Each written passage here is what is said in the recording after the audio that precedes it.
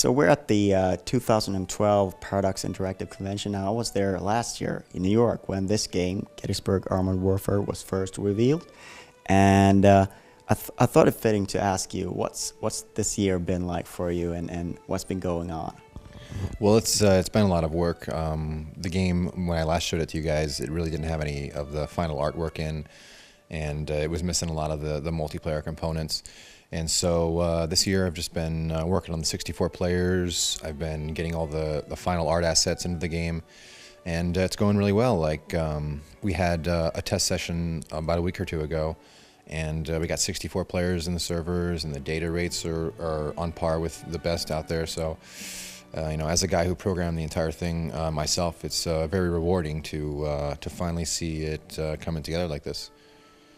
There's no one else to blame if anything goes wrong. Yeah, exactly. It all falls on my shoulders. But the way it's been playing out with the beta testing and stuff like that, I'm very confident that it should work as advertised, and looking forward to seeing what people think about the game when they get their hands on it.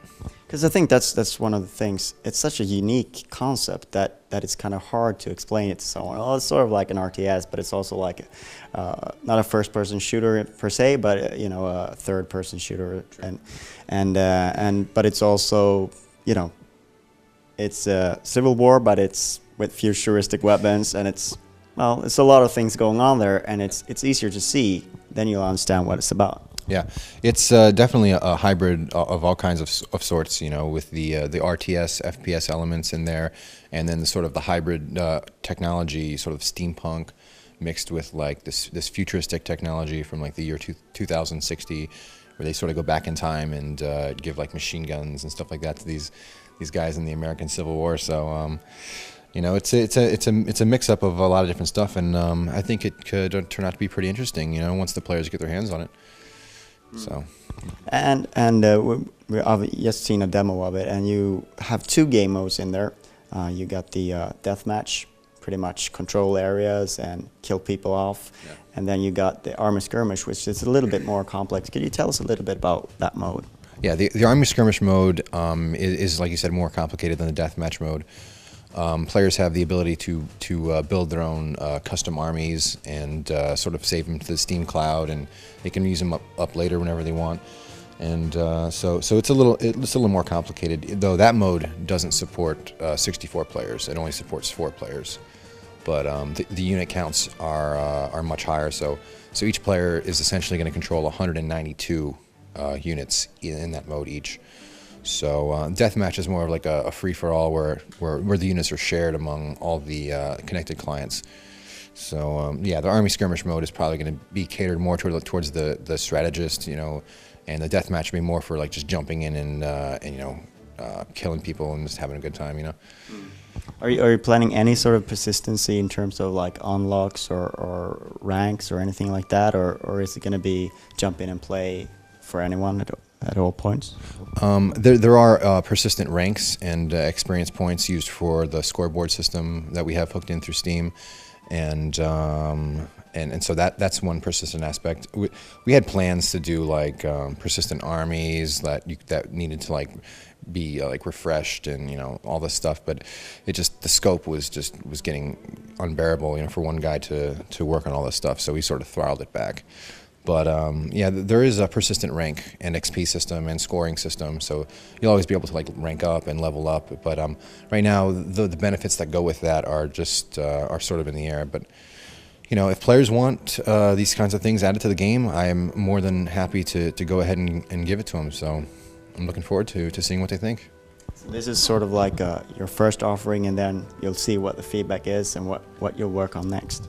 Absolutely, yeah. I really want to get it in the hands of the players, and because the game ships with the world editor, allowing them to make their own maps and stuff like that, it's going to be interesting to see what community comes up with. So. And speaking of that, it seems like a very powerful tool, and you can do a lot of things. How much freedom can you create anything, or are you still sort of limited by the look and feel of the level of the maps that get shipped with the game? Right. There's full terraform tools. You can adjust the the day-night settings for each map, the water levels, and you can place any entity in the game's library that you want. So there's a whole array of buildings and forts and stuff that I've had created for the game. So there should be more than enough stuff for players to make, you know, everything from super realistic recreations of like the Gettysburg battlefield to you know, any kind of crazy stuff they can come up with. So the maps are 9 square kilometers, so it's a pretty substantial chunk of terrain they have to play with. And since last time, you also switched over the business models. Why do you feel that this business model of selling the game cheap and then adding DLC rather than a free-to-play online game? What is the benefit? What are the benefits? Well, if you look at a game like Magica, you know, that released at $9.99 and sold numerous DLC packs, you know, they had great success with it, you know. And I think if we were to do free-to-play, as was originally scheduled for this game, it would be a lot harder to sort of generate all the content necessary to, you know, to keep fueling that, you know. And so I think releasing at a lower price point and just pumping out DLC packs for the players, you know, and sort of playing it by ear and giving them what they want, you know, is probably going to work out better for us at this point. But I'm not going to say we're not going to do a free-to-play version of it at some point in time. But right now, it's just going to be sort of almost like the Magica release model, I believe. And you avoid the sort of the headache of finding good microtransaction, you know, models. Yeah. We avoid the situation of people sort of paying to outclass the other players, you know, and so we just we'll give them a couple of solid DLC packs and go from there, you know. One thing that I thought was interesting that you mentioned is that you'd love to do something with a story for the game. Is that something that, like, if it's successful enough and if people want it, that's something that you'd like to do yourself? Absolutely. I mean, given the setting, you know, a guy going back in time with futuristic technology, it's just it's so ripe for a single player story. So, you know, if the game gets reasonably successful and it has a nice fan base and they want that, then, you know, why wouldn't I? You know. Because right now the only single player is like training mode and that you can offline sort of practice, yeah. Right now there's an offline practice where essentially it's the same as the online mode. It's just the bots are taking the place of the online clients. So you can sort of practice offline and then you can jump online and level up and you know, compete against the other players. And we're coming up on release.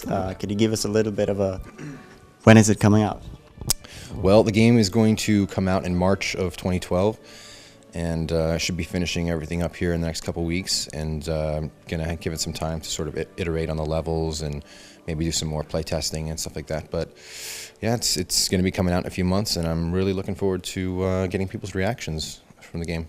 All right. Thank you very much for your time. All right, thank you. Thank you.